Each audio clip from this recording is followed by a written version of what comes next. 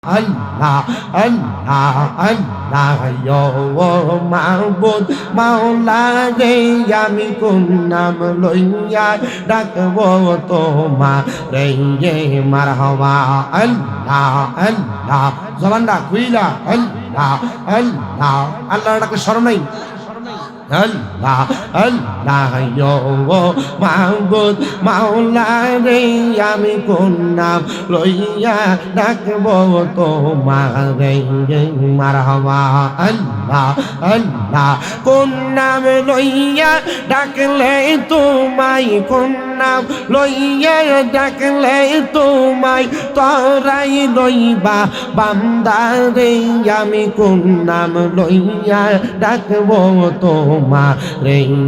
মারহাবা আল্লাহ আল্লাহ ও মাবুদ মাওলা রে আমি কোন নাম লইয়া ডাকবো তোমারে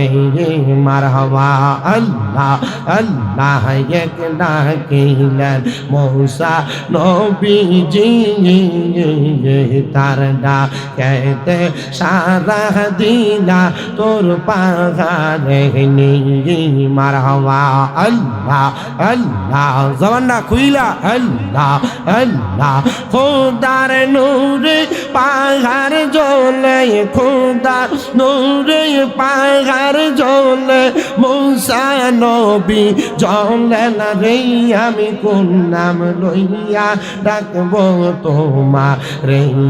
মারহাবা আল্লাহ আল্লাহ গো মাবুদ মাওলা রে আমি কোন নাম লইয়া ডাকবো তোমারে মারহাবা আল্লাহ আল্লাহ ইয়ারক ডাকলেন ইব্রাহিম নবী তার ডাকেতে সারা দিলা আগুনে ফেলে মারহাবা আল্লাহ আল্লাহ আগুন হইল ফুল বাগিচা আগুন হইল ফুল বাগিচা ইব্রাহিম নবী জ্বলে নাই আমি কোন নাম লইয়া ডাকবো তোমারে মাশাআল্লাহ আল্লাহ আল্লাহ আল্লাহ আল্লাহ মুর্শিদ আমার গলার মালা মুর্শিদ আমার গলার মালা মুর্শিদ আমার জানের জান মুর্শিদ পাইলে কোলে লইয়া জোরাইতাম পরাগান মারহাবা আল্লাহ আল্লাহ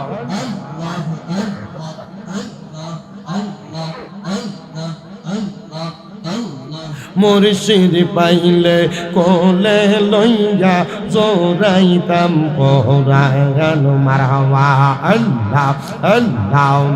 প্রাণের মুর্শিদ আইরে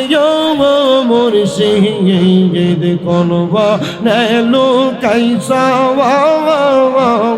মারহাবা আইরে বন পুরা হরি নির্মত গো গো আমার রাইতে বাজে জালা দয়াল মুর্শিদ মারহাবা আল্লাহ আল্লাহ আল্লাহ প্রাণের মুর্শিদ হাইরে মুর্শিদ কোন বনেলু কাইসা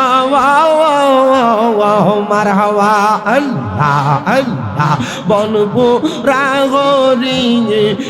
নির্মত গো আমার রাইতে বারে জালা দয়াল মুর্শিদ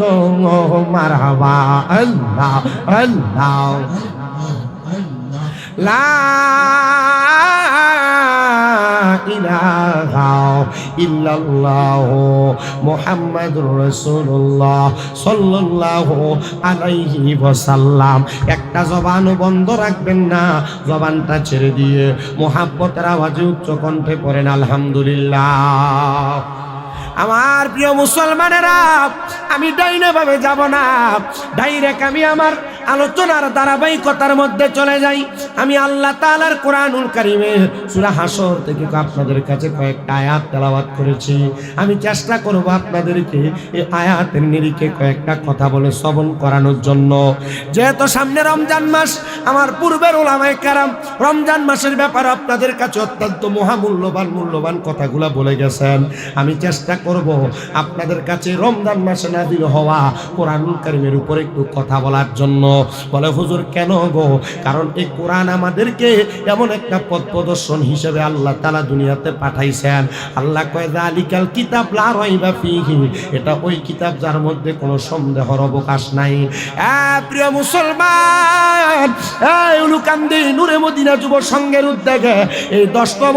পবিত্র মাহে রমজান উপলক্ষে সুন্নি মহাসম্মেলনের আমার বাবাজিরা বন্ধুরা, আল্লাহ তাআলার কোরআনুল কারীমের প্রথম আয়াতের অনুবাদ আর আল্লাহ তাআলার কোরআনুল কারীমের প্রথম আয়াতে কারিমার উপর ভিত্তি করে আমি আপনাদেরকে কথাগুলা বলে শোনাই। এখানে আমার অনেক মুরব্বী বাবারা আছেন যারা কোরআন পড়তে পারেন না, এখানে অনেক যুবক ভাইরা আছেন যারা কোরআন পড়তে পারেন না, অনেক ছোট ছোট মাসুমেরা আছো তোমরা যারা কোরআন পড়তে পারো না। পর্দার অন্তরালে আমার অনেক মা বোনে আছে, মা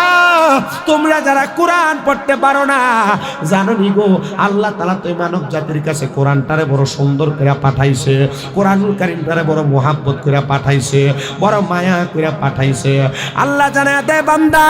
লাউ আনজালনা হাযাল কুরআনা আলা জাবালিন লারাআইতাহু খাশিয়াম মুতাসাদ্দিআম মিন খাশিয়াতিল্লাহ ওয়া তিলকাল আমসালু নাদরিবুহা লিন-নাসি লাআল্লাহুম ইয়াতাফাক্কারুন। আল্লাহ জানায় বান্দা,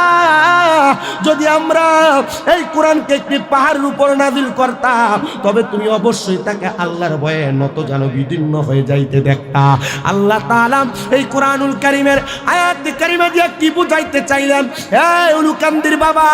শুনো, অন্তরের কান লাগায় শুনো,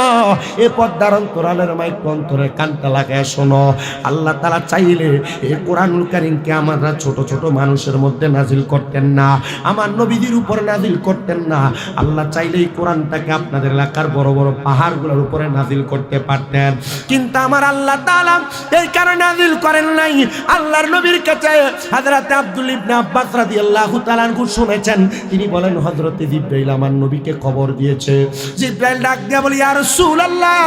ইয়া হাবিবাল্লাহ নবী,